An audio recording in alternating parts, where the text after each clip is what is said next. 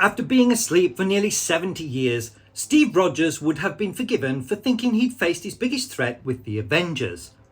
Now, out of the shadows and into the light comes an old enemy, once again bent on world domination.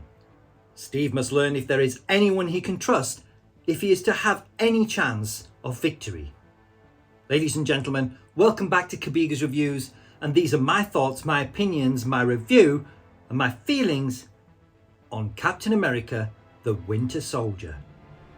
Directed by Anthony and Joe Russo, and starring Chris Evans as Steve Rogers, Scarlett Johansson as Natasha Romanoff, Sebastian Stan as Bucky Barnes, Anthony Mackie as Sam Wilson, Kobe Smulders as Maria Hill, Frank Grillo as Brock Romlow, Emily Van Camp as Sharon Carter, Hayley Atwell as Peggy Carter, Toby Jones as Arnim Zola, and Robert Redford as Alexander Pierce, among others.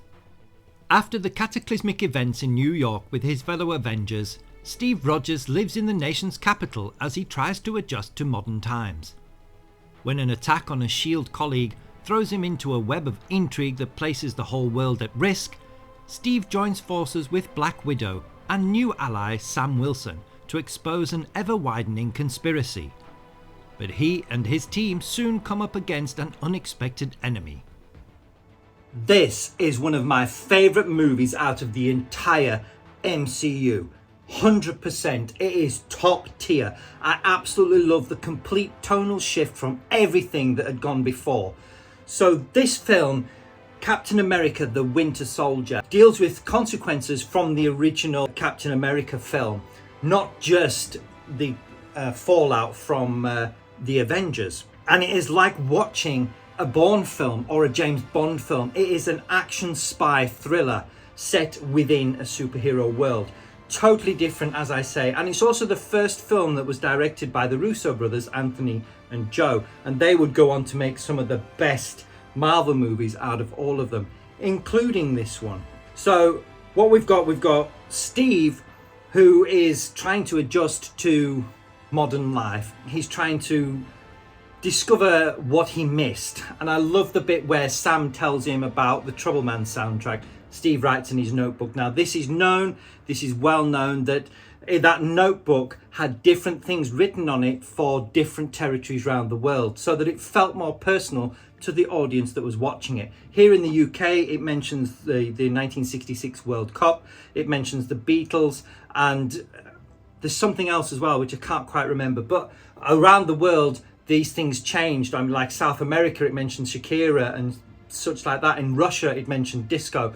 You know, so it was really a great little touch that the filmmakers made, so that each audience would feel a sense of ownership of this story. And I think that's really great. I also loved all the action sequences, and this film has one of my favorite action sequences, one of the best knife fights that I've seen in any film. They worked hard on it, and everything you see is mostly practical. It's like 90% practical effects. There's not much CGI in this film, but there is a lot of stunt doubles and that sort of thing, which is standard for an action movie. But the knife fight between Bucky Barnes, the Winter Soldier, and Steve Rogers is just phenomenal. The choreography of it is absolutely on point.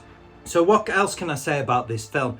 It's brilliant from beginning to end, straight through. I love the spy sense of it, and the revelation of it actually turns everything, well, not so much everything, I suppose, but it has seismic events in it. Let's put it that way. It has something in it that connected to a TV show that was airing at the time, Agents of S.H.I.E.L.D., which started following the events of the Avengers. Okay, and it follows Phil Coulson and his team of agents of S.H.I.E.L.D. Now, I loved that show, and it's really a shame that its canonicity at this point is up in the air. It's a real question mark, because as later seasons went on, it diverged from the main cinematic universe. But in these early days, it was very much interconnected, and the coordination between the release of The Winter Soldier And one of the episodes of Agents of S.H.I.E.L.D. was absolutely perfect. You had the Winter Soldier opened on the weekend, on the Friday night, and then on the Tuesday, here in the UK at least, the episode Turn, Turn, Turn of Agents of S.H.I.E.L.D. aired. And any Marvel fan that went to see the movie Captain America, the Winter Soldier, then watched that episode, they were linked. It was like events of that episode were taking place at the exact same time as the events of the film. There's certain plot points and certain events and things that happen in the film and that are referenced and that are then referenced, in the episode Turn, Turn, Turn in Agents of S.H.I.E.L.D. And it is absolutely amazing how they even used some of the same graphics in the TV show that they used in the film. So it's the connectivity there and the coordination there was absolutely brilliant. And it's a shame that they don't still do that, because even things like Falcon and Winter Soldier TV show on Disney Plus, that follows events. It doesn't reference events. It's not concurrent with anything, and it's not immediately obvious that it's concurrent, that it's happening at the same time as the events of a film. Whereas that Agents of S.H.I.E.L.D. was absolutely 100% without doubt happening exactly the same time as the events of this movie. In fact, when I've just watched this film this weekend, I actually went and watched Turn, Turn, Turn after it, just to enjoy the connection between those two things. So the 4K disc. I actually watched beginning to end, and I watched all the special features, which I have to say, on these earlier films are a bit sparse. You know, there isn't any Marvel one-shot on here like there was on some of the others. And the picture quality on this, because there's no like space scenes, there's no sweeping vistas of, not like Black Panther, it's got Africa, there's nothing really spectacular cinematic wise in this, cinematography wise should I say. The picture quality on this, although really good as a 4K disc, doesn't pop, and it doesn't actually show you any more necessarily than a Blu-ray would. I mean, that's all I want to say about the picture quality. I mean, it's great. The sound quality is really good, but it's probably no better than what the Blu-ray would be. I do recommend you get this on 4K because that's the whole point of this series, as I keep saying. But if you've got it on Blu-ray and you don't want the expense of getting the 4K discs, then maybe it's not for you. There's nothing really extra on this disc that you wouldn't necessarily get on a 4K disc. Okay, so that's the 4K disc. Brilliant artwork on the cover. I do like that. It's part of my series, part of my collection. I do recommend you get physical media.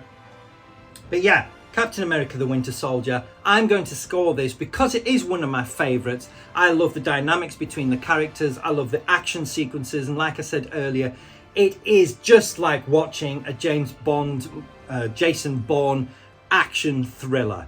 That's what the theme, the feel and the overall genre of this movie is. And it's very, very different to any other of the MCU films. Fantastic film. I'm going to score this 10 out of 10. Yes, I do love it that much. It is awesome. It's got some great set pieces in it, some great character development in it, and it's also got things happening in it that will affect things going forward. So yes, Captain America the Winter Soldier, 10 out of 10. Let me know, what did you think of this film? Did you enjoy the film? Did you enjoy the connectivity? Have you seen Agents of S.H.I.E.L.D?